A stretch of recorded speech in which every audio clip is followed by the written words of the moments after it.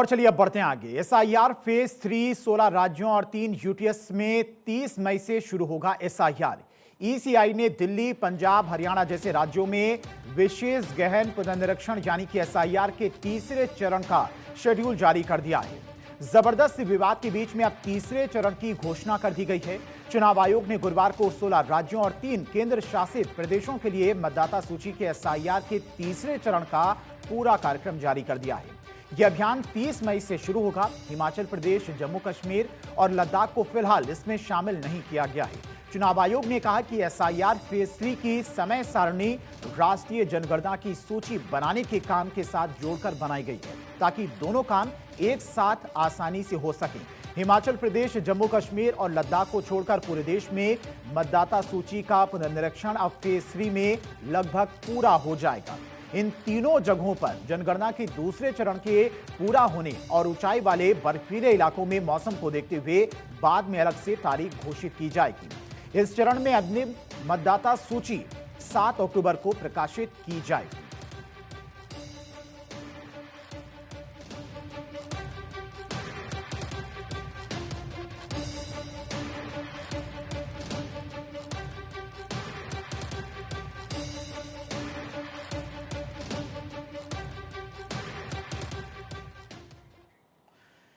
कर्नाटक कांग्रेस कल शाम 4 बजे सीएलपी की बैठक करेगी। कांग्रेस कर्नाटक में बड़े सियासी बदलाव के तहत शनिवार को शाम 4 बजे कांग्रेस विधायक दल की बैठक बुलाई गई है। बैठक में सिद्धरमैया की जगह प्रदेश कांग्रेस अध्यक्ष डीके शिवकुमार को कर्नाटक का नया मुख्यमंत्री चुने जाने की पूरी संभावना। कर्नाटक के मंत्री एचके पाटिल ने शुक्रवार को इस बात की पुष्टि की कि शनिवार शाम को सीएलपी की अहम बैठक होने जा रही है। मंत्री पाटिल ने दावा किया कि मुख्यमंत्री पद से सिद्धरमैया के इस्तीफे के बाद पार्टी के भीतर सभी विवाद पूरी तरह से सुलझा लिए गए हैं। उन्होंने विश्वास जताया कि कर्नाटक कांग्रेस के नेतृत्व में यह बदलाव पार्टी को और अधिक मजबूत और एकजुट करेगा। एचके पाटिल ने निवर्तमान मुख्यमंत्री सिद्धरमैया की तारीफ करते हुए कहा कि उन्होंने सत्ता के इस सुचारू बदलाव में बड़ी भूमिका निभाई है। जब पाटिल से पूछा गया कि क्या वे नई सरकार में उप मुख्यमंत्री या फिर मंत्री बनना चाहते हैं तो उन्होंने किसी भी पद की इच्छा से इनकार किया। पाटिल ने कहा कि वे किसी पद के आकांक्षी नहीं और आलाकमान उन्हें जो भी जिम्मेदारी सौंपेगा वो उसे स्वीकार करेंगे। उन्होंने जोर देकर कहा कि पार्टी नेतृत्व के इस फैसले से कांग्रेस के भीतर कोई भी नेता या विधायक निराश नहीं है। कल होने वाली इस सीएलपी बैठक के बाद कर्नाटक को नया मुख्यमंत्री मिलना तय माना जा रहा है।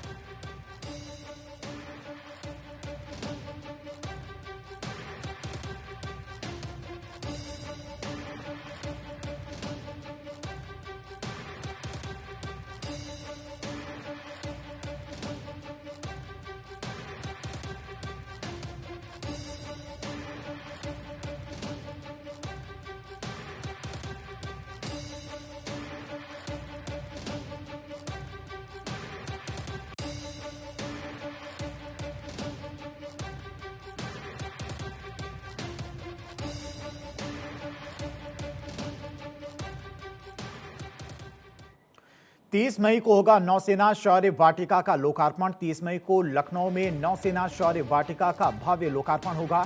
कार्यक्रम में रक्षा मंत्री राजनाथ सिंह, सीएम योगी आदित्यनाथ शामिल होंगे। नौसेना शौर्य वाटिका का उद्घाटन इकाना स्टेडियम के पास किया जाएगा।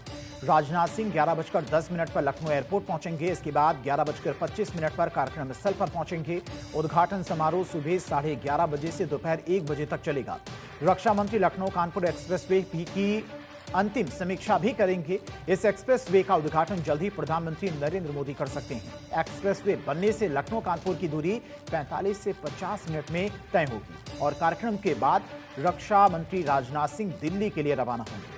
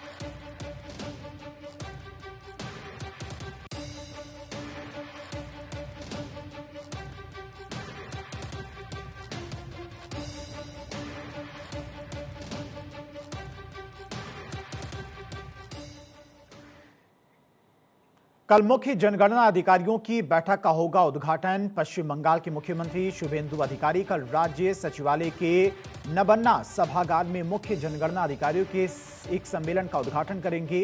जनगणना संचालन निदेशालय पश्चिम बंगाल जनगणना की प्रक्रिया को जल्द ही शुरू करने के लिए पूरी तरह से तैयार है।